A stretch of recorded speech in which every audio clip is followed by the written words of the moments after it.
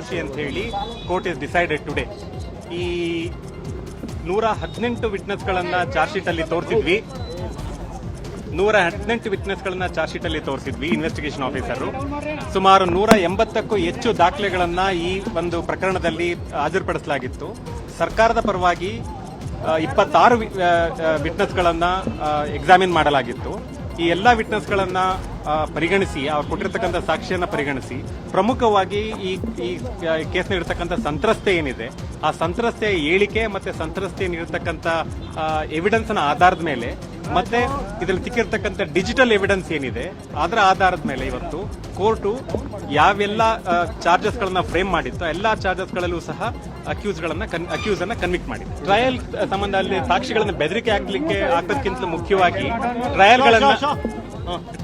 ಟ್ರಯಲ್ಗಳನ್ನ delay ಮಾಡಕ್ಕೆ ಏನೆಲ್ಲ ಮಾಡಕ್ಕಾಗತ್ತೆ ಆ ಎಲ್ಲಾ ಟ್ಯಾಕ್ಟಿಕ್ ಗಳನ್ನ ಇಲ್ಲಿ ಅಕ್ಯೂಸ್ಡ್ ಪ್ರಯತ್ನ ಪಟ್ಟಿದ್ರು. ಇದರಲ್ಲಿ ಯಾವುದ್ರಲ್ಲೂ ಸಹ ಸಫಲ ಆಗಲಿಲ್ಲ.